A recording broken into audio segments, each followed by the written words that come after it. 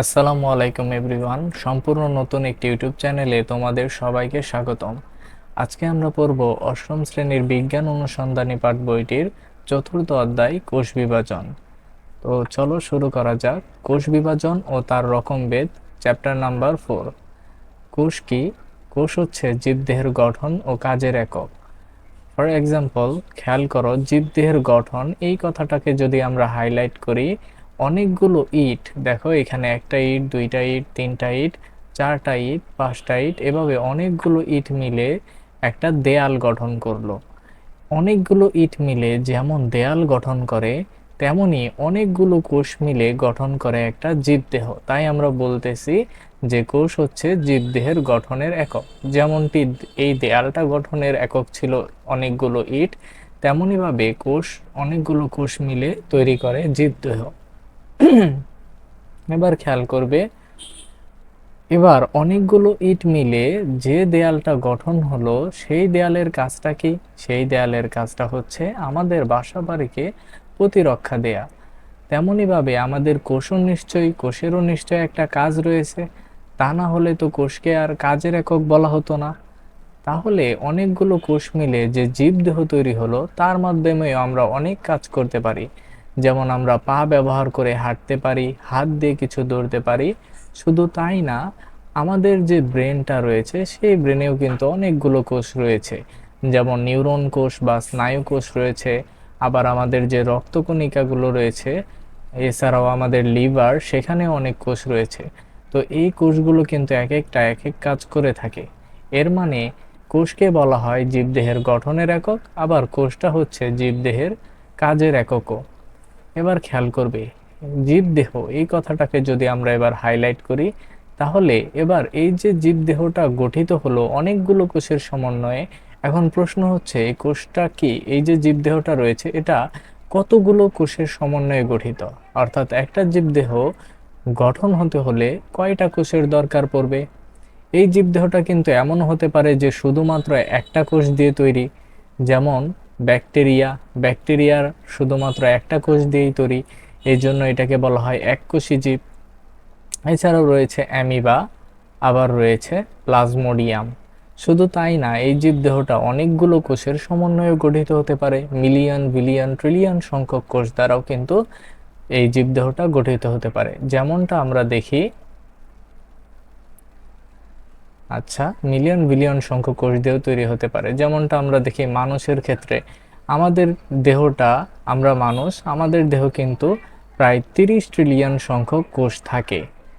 একটা huge number কোষ দ্বারা আমাদের দেহটা তৈরি। এছাড়াও রয়েছে বটগাছ, তিমি মাছ, তো এদের দেহটাও অনেকগুলো কোষ দিয়ে তৈরি। এবার সেল ডিভিশন বা কোষ বিভাজন, যে শারীরবৃত্তীয় প্রক্রিয়ায় একটি কোষ থেকে একাধিক কোষ তৈরি হয়, তাকেই কোষ বিভাজন বলে।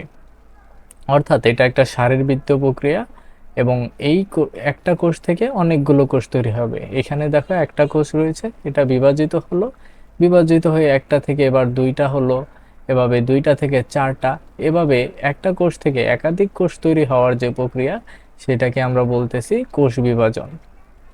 কোষ বিভাজন একটা স্বাভাবিক ও গুরুত্বপূর্ণ প্রক্রিয়া। কেন স্বাভাবিক? কেননা এটা প্রায় প্রতিটি জীবেই হয়ে থাকে, এজন্য আমরা বলতেছি স্বাভাবিক প্রক্রিয়া।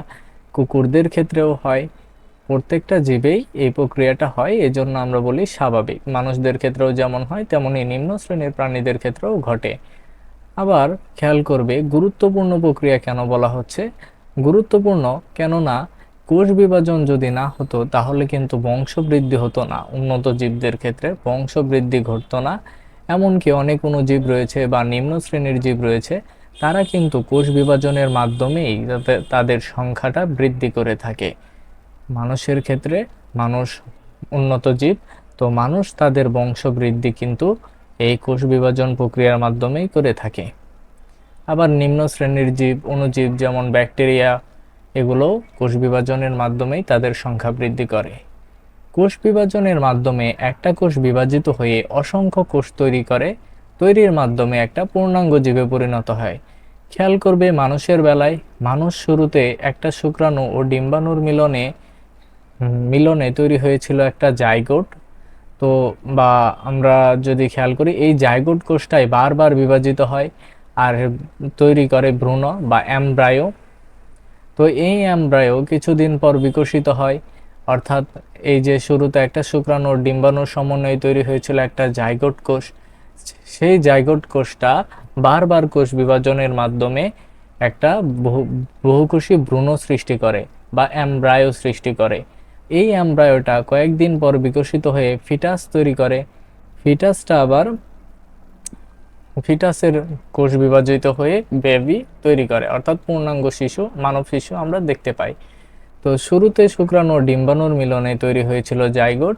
এই জাইগোট কোষটাই বারবার বিভাজিত হয়, পরে তৈরি হয় ভ্রূণ বা এমব্রায়ো। আর আমরা এই 8 সপ্তাহের ভ্রূণকে ফিটাস বলে থাকি। ফিটাসের মধ্যেও আবার কোষ বিভাজনের মাধ্যমে আমরা একটা বেবি পাই। তো খেয়াল করবে 3 ধরনের কোষ বিভাজন রয়েছে, অ্যামাইটোসিস, মাইটোসিস ও মিওসিস।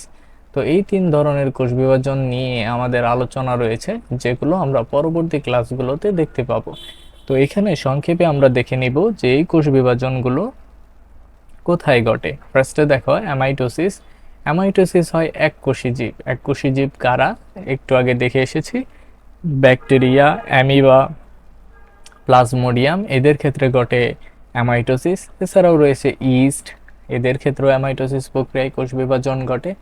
আর মাইটোসিস প্রক্রিয়ায় কোষ বিভাজন কাদের ঘটে? এটা ঘটে প্রকৃত কোষী জীবদের দেহ গঠনের জন্য। মিওসিস কোথায় হয়? মিওসিস হয় ডিপ্লয়েড জীবের জনন মাতৃকোষের জন্য। তো এই 3 ধরনের কোষ বিভাজন নিয়ে পরবর্তী ক্লাসগুলোতে আমাদের বিস্তারিত আলোচনা থাকবে। তো এইখানে খেয়াল করো, নেক্সট ক্লাসে আমরা অ্যামাইটোসিস নিয়ে আলোচনা করব। তো তোমাদের যদি স্টাডি টিউব এডুকেশন চ্যানেলের ভিডিওগুলো ভালো লেগে থাকে তাহলে অবশ্যই ভিডিওগুলো শেয়ার করবে এবং পাশে থাকা বেল আইকনটি প্রেস করে রাখবে, যাতে করে নতুন কোনো ভিডিও আপলোড দিলে সাথে সাথে নোটিফিকেশন তোমার কাছে চলে যায়। ততক্ষণ পর্যন্ত সবাই ভালো থাকবে, সুস্থ থাকবে। আল্লাহ হাফেজ। আসসালাম।